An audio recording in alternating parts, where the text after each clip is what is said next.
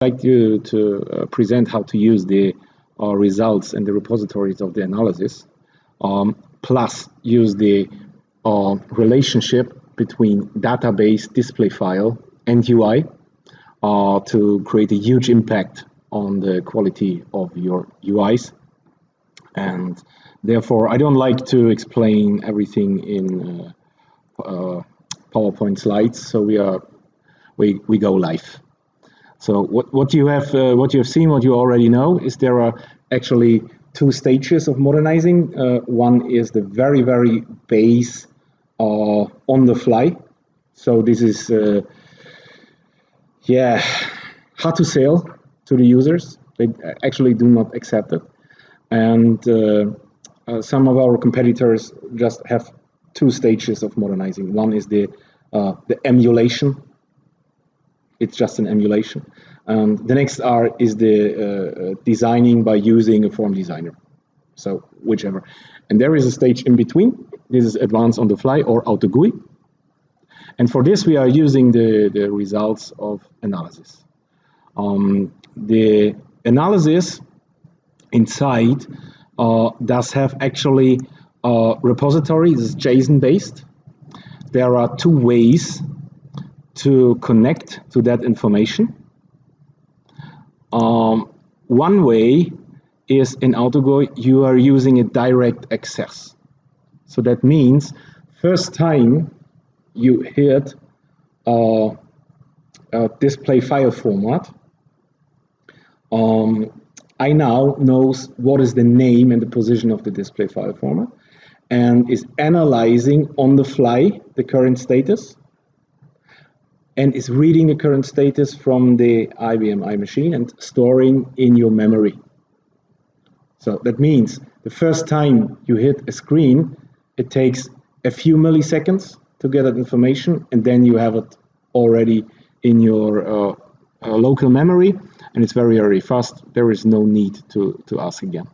The advantage, of course, is you have already always very actual results of analysis, because you analyze on the fly, but just the screen and the screens you need.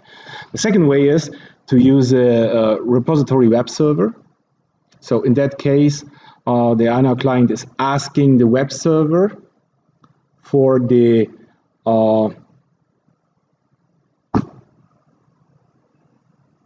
I don't find the word.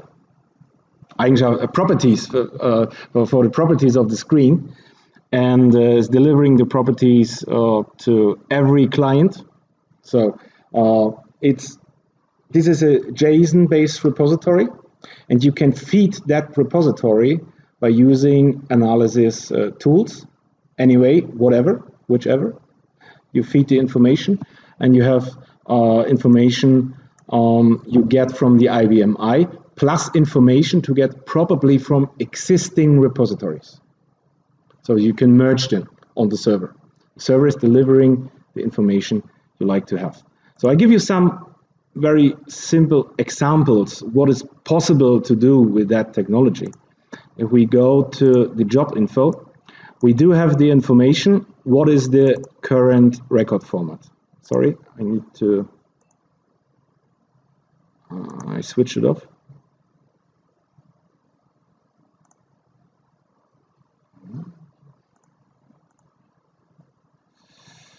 Okay, yes, I switch it off. Sorry, go to the next. Okay, you see, I switch it on. Now I have more information, and I have a enhanced UI in the next step. In the background, you have, as a developer in the AOF framework, you already developed an AOF framework, several things, Radovan and Anton at least, and from now you can use that information as well. So you know in advanced on the fly everything about the screen, the position of the fields, you know, you have the name of the field, you have the name of the reference field, and the library and the format name as well. Why is the library important? Probably you create modernization of the same application, but for different customers. And you have some customizing in particular libraries. So in case you access library A, you like to improve the customized application in a different way than coming from library B. So you can specify just the name of the field like this, maybe for the file types or for the extension. For extension, you can specify just cust ID. So in that case, cust ID is not the name of the field in display file, but is the name of the field in reference file. So in that case, you just specify cust ID is the key. The source is a referenced field. And you have at least 4 types of sources. Where does the information come from? From reference field, from display file field. Maybe it's not connected to a reference field, or you don't want to use the information in that case. Then from leading label. What is the content of the leading label? So iNow delivers the concept of leading and trailing label. So iNow identifies this label belongs to that input field. So this is the leading label, and this is the trailing label. So you very often have to have that combination. This is horizontally, but it works in some cases vertically as well, if you need. So in that case, we do have the cust ID reference field, and we add some rules, some enhancements. The enhancements you're going to create once in your advanced on the fly. You can do your own things. If you have a very, very special kind of archiving system, you can create the connect to the archiving system, or you can create to SAP data, or to web services, or to another IBMI, maybe on another LPAR or another box of IBMI, or to SQL Server databases, whatever data source you like to use for reading and writing. You just create it inside a rule. So I show you a little example. One of the rule is related to documents.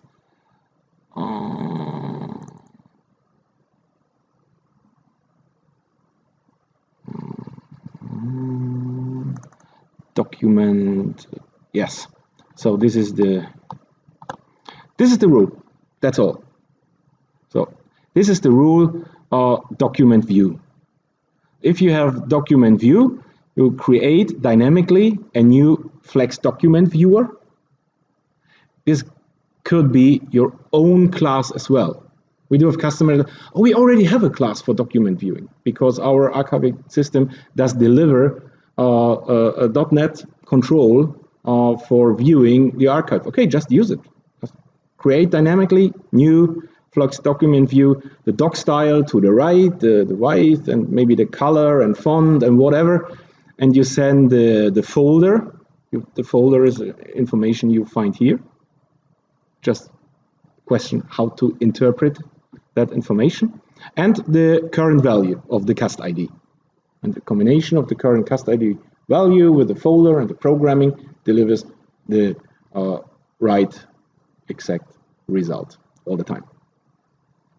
So, and in that case, you see there are 2 rules implemented in that repository, document and picture. And you can create as much rules as you like. And you see it's very simple, it's very little frame, it's very easy to implement a new rule, and you can react on related to display file field, leading label, trailing label, and reference field. So in case of field type changes, it works like this. Again, you have the key, could be name 1, name 2, for example, and if it's reference field name 1 on any display you have, you like to create a anonymized field. We come to the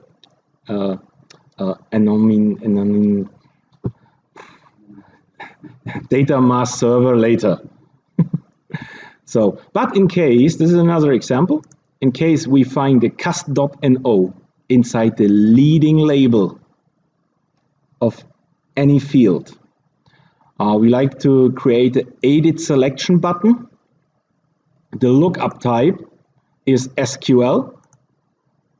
Header is customer. This is just for describing the dialog.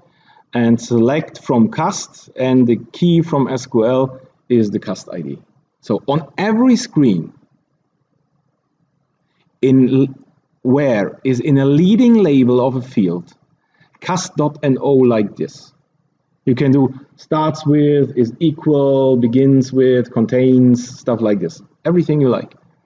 In that case, we like to see always a selection button like this. See, cast.no in leading label. We like to see the selection button. You can put the selection button wherever you like. You can put it behind or inside, or just change the color and react on double click, whatever you like. This is just one proposal. Why we do it like this?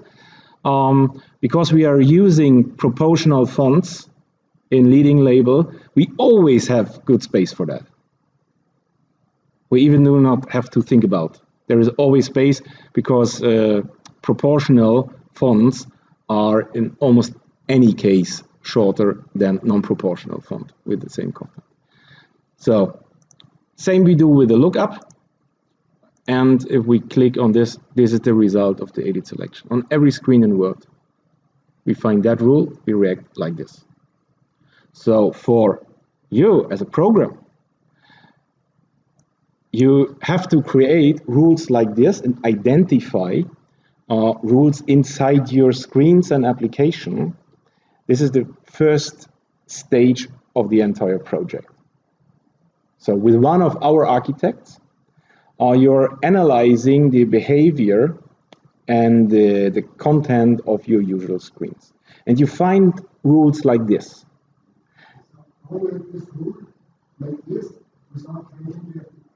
Yes, you do not change the RPG at all.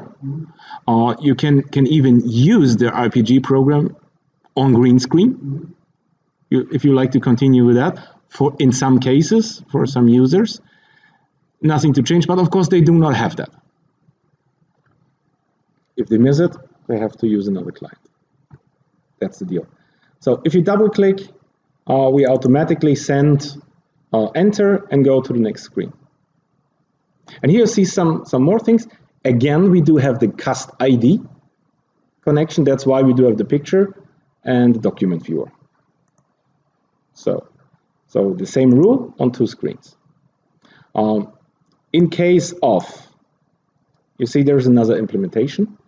In case of, in leading label, we find brackets, character, slash, another character, and a bracket.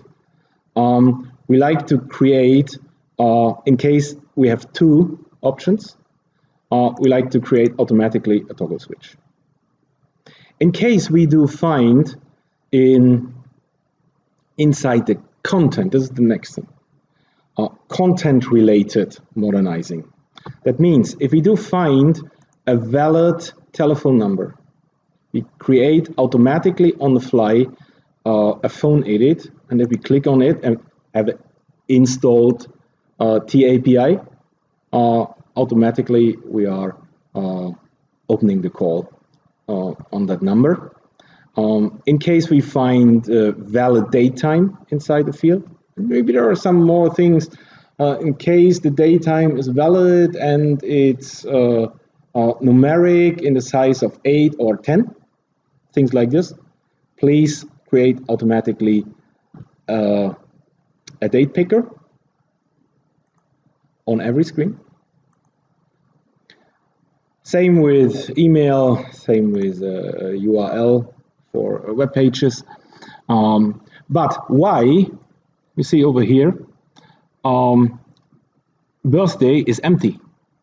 There is no birthday inside, but we do have a date picker as well. So this is a rule.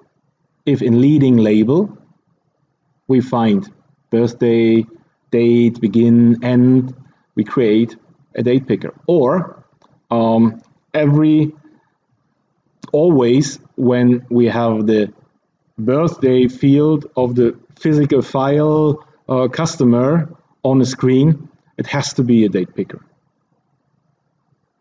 So it's a combination of different rules, making your application more powerful.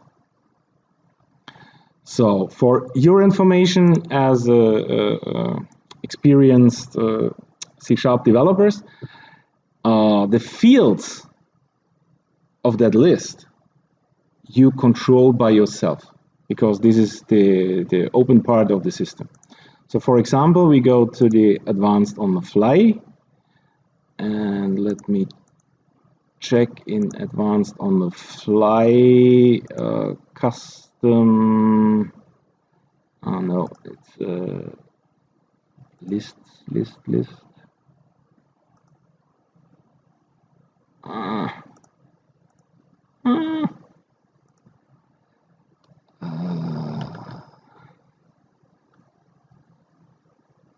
Okay, I need my glasses.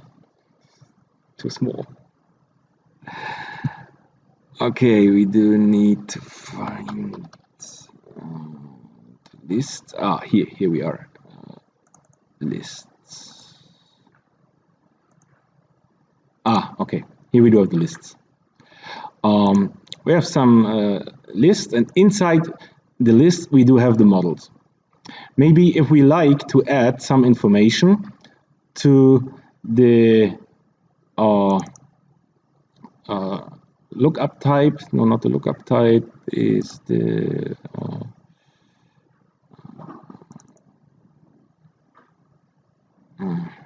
where we are.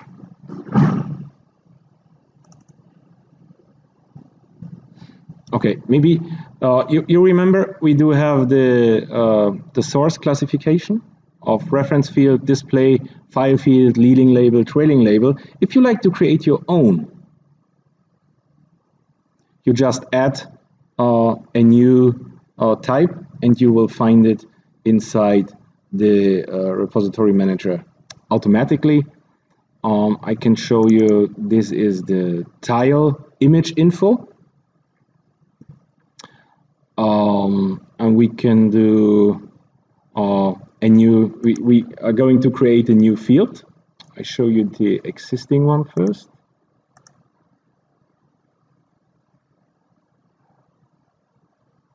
So here we have everything related to tile images. You remember the tiles of the portal, of the menu. We can use text, file name, back color, etc. And we have a new idea. And if you have a new idea, you just do it like this. Public new idea field should be a string. New idea field can just copy.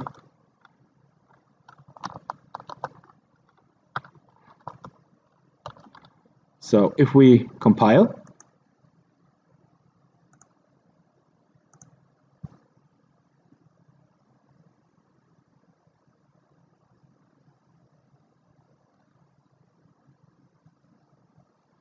and reopen,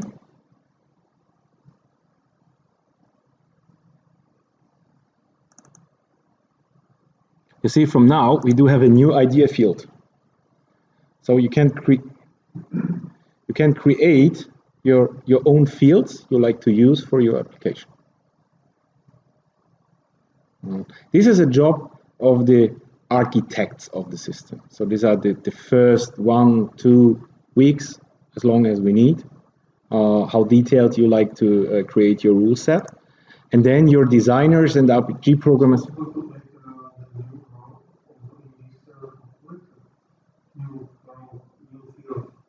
No, it's not possible in this configuration. No, not now, because this is you can do much more complicated things. It could be possible in future to add easy things over here. It's a good idea, but it's not possible now, because the architects are usually working here anyway. So, and then your RPG programmers in future are just setting up the rule implementation over here and just creating their RPG programs with display files as usual. This is what they are able to understand, are able to use if they are not familiar with some programming in C# or they simply don't like. So, but there are of course some cases it's not enough to do everything on the fly, even in advanced on the fly or auto GUI. So in that case, it's possible to use the form designer as well. So if you go, for example, on that screen, we can click on design. We do a screen identification, but I like to have some data inside. Design, screen identification. Here I have some settings. I leave it, continue. And now we do not have advanced on the fly anymore, but it looks like. Because we are able to use the advanced on the fly capabilities on form designer designed screens as well. So if we click on modify design now, the system is using the form designer capability. So in case, that means in case, it looks different because these are the raw data. If we move those fields onto another position and just click on apply, nothing else, there is a DevOps process running now, compiling, applying to my dev repository, and immediately used by another okay, my fault, sorry. Again.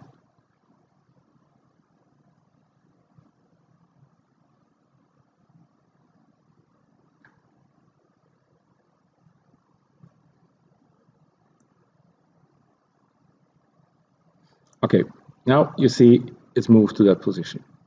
So what I can do in Form Designer, I can add more value. We like to see statistic data from maybe inside a data grid. So we just do a copy just by pressing Control, drag and drop, and we have a new field over here. And now we change the control class. We change the control class from a usual input field to a data grid. So we are still connected to the same field. That means the value of the field is 1. But we like to have a new interpretation. We dock to the bottom. And if we run the wizard, there is a sample. Select from statistic where cast ID equals value. You remember value is 1. We are still connected to the cast ID. So that means if we test this with the value 12, so this is the result set. That's all we have to do if we are going to apply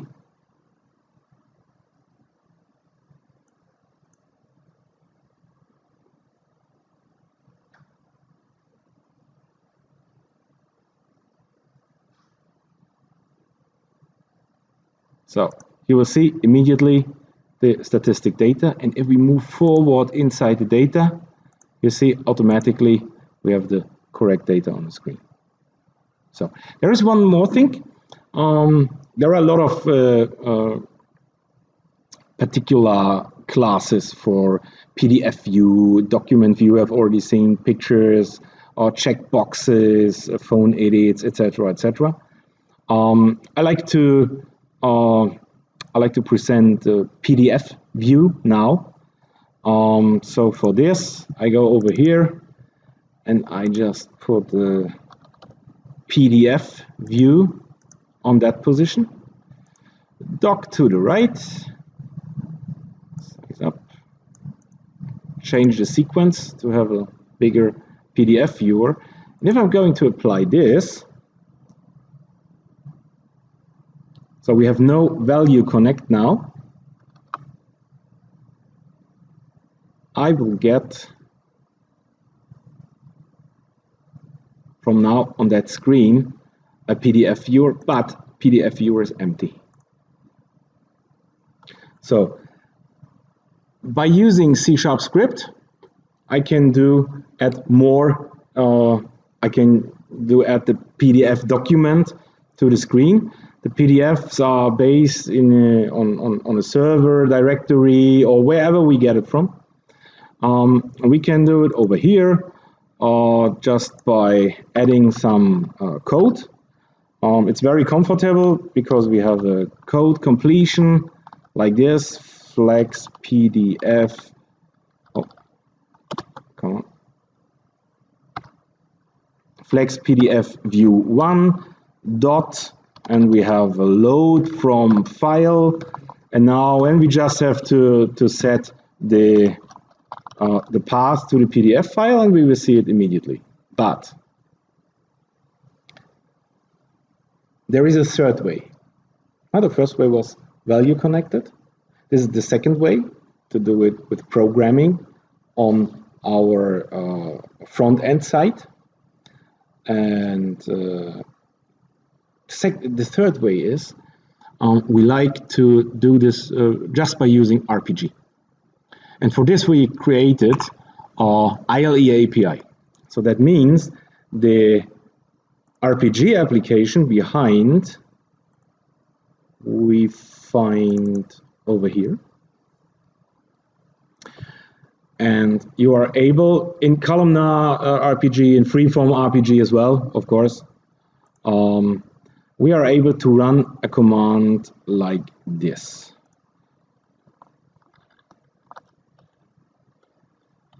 So just write iNow, and then flex PDF view1 dot load from file. It's the same syntax. So why is that so important and so powerful? If we talk about programming languages, usually if we talk about programming language RPG, what belongs to the programming language RPG? Of course, there are ifs. There are procedures, structures, there are variables, and there are several ways to access database and UI. But accessing database and accessing UI, it's not actually a part of the language. It does actually not belongs to the language. That belongs to the framework. How to access a database from my language, how to access a display file from my language. This is a framework. And now we add a new framework to our RPG language with more than 12,000 classes in default, plus all the iNow classes, the particular iNow classes like PDF viewer, data grids, buttons, checkboxes, labels, whatever. And we can use everything from RPG as well. So this is a great way to create a new quality of teamwork. If you have knowledge about the .NET and the iNow classes as well, like the PDF viewer, it's the same syntax. So programmers are able to talk in the same language. Of course, if in C# looks different than in RPG and freeform RPG as well. But the load from command for a PDF viewer is exactly the same. Plus, if we use option 1 and 2, we probably do not find all the information we need to build the path to the PDF file. But it's inside the RPG program in internal variables we do have. And from here we can use them. So if we are lucky, I save and compile. I go back to my application. You see it's empty, PDF viewer. I leave the application to use the new version of the RPG program. Go back. Oh, great day for me. It works. So now we see PDF files controlled by pure RPG. And this is a great combination to create new software. Wie viel Zeit habe ich noch? Okay.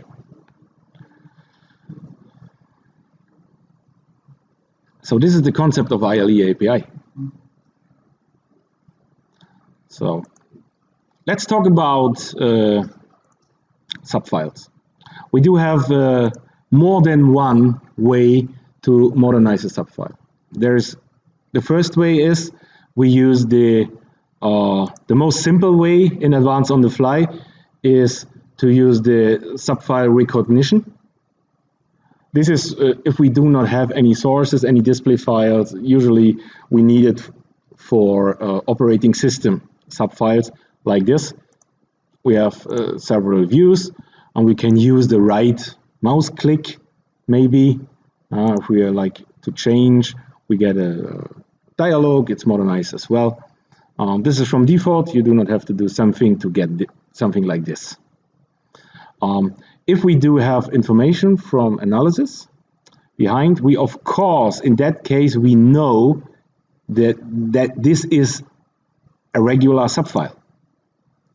If we go inside job information, we see a subfile controller, we see subfile data, and we can use it for our own programming. And of course, if we drop or fold the subfile, we can do things like this without any effort. But in some cases, honestly, in a lot of cases, user is asking for more information. You say, okay, no problem, we have the dropped or folded version, and you can switch, and you see some more. Yeah, but I need hundreds of columns, not just 15 in maximum. I need maybe 100. We do have the information. Today on my green screen application, I have 3 columns in my subfile. Then I go inside to show. Then I have, I don't know, 5 more pages to see the detail. And when I find the information I'm looking for, I forgot where I came from. So I like to see them all. So for that, we are again able to design the screen. Not this one. I like to design this version. I design the screen. And I just do screen identification and leave it. System already see, oh, this is a subfile. You can ignore, but of course, I leave it. I continue. Now, dynamically, very important for global operating companies because of multi-language capability. This is the line, or these are the lines of the options. This is the line, or are the lines of the header captions. And the first, you see, it's already done by the system because we are recognizing subfiles automatically. This is the first row, this is the last row, and the F keys, 1 row per record. And we create. So the version we get in the next step looks actually not very different. But here, again, we can start to modify that design. Here we are in Designer. And first thing I like to dock to fill to get all the space. And I do have a wizard. And I know these 3 fields I see is just a part of a subfile. And the first thing I like, oh, this is already done. Okay, whatever. I can add a subfile extension. That subfile extension based on a select statement. Select from physical file. You can do it as complex as you like. And we do have a filter.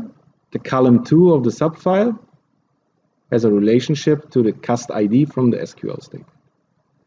And now I add all the fields I like from the SQL statement, And if I going to apply,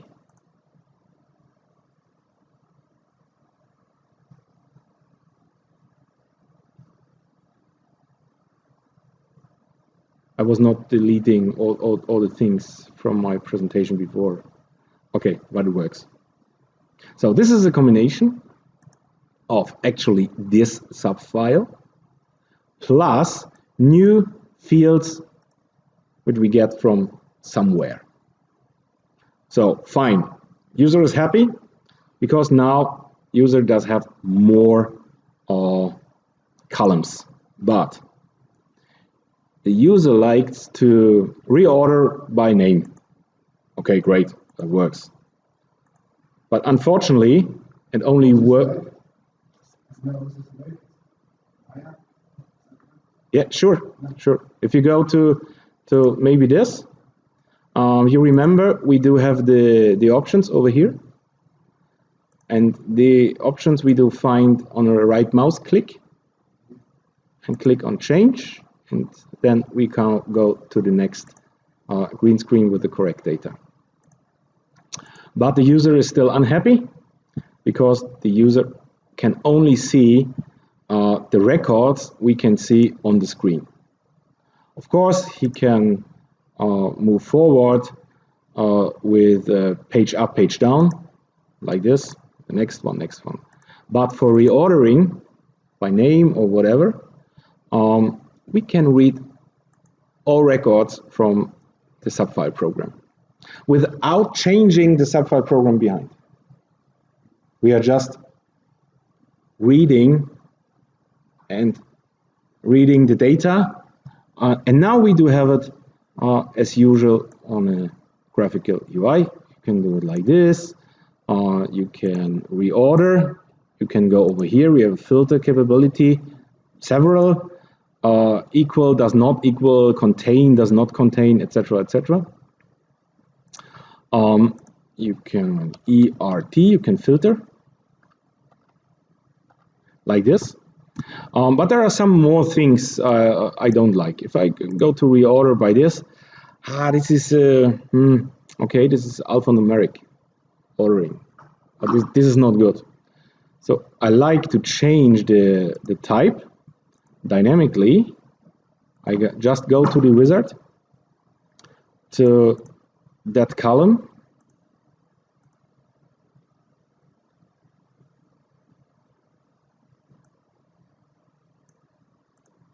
How many time I do? Wie viel Zeit habe ich noch? Ja, mein Vorgänger war auch drüber. Ich mache mal, bis jemand kommt und den Raum braucht. Ja, das ist okay. Ah, okay. So in that case, we just change the data type from string to integer. In case of birthday, you see, we change the data type to datetime, to regular datetime. So that means if we apply, we can use the filter capabilities of the formats in a correct way.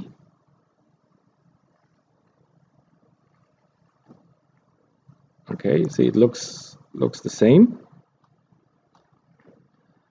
Read all pages again. So if I'm going to reorder now you see it's correct now, because now it's an integer. And if I search for birthday, I can do it like this, equal, greater than, etc. Or I go to that filter, and I can, please show me everybody from today, tomorrow, last week, next year, etc. Or I have all the values, and I like to see everybody was born in 1930 and 1931, but not in July, please. And all of this I can publish to Excel, PDF, whatever.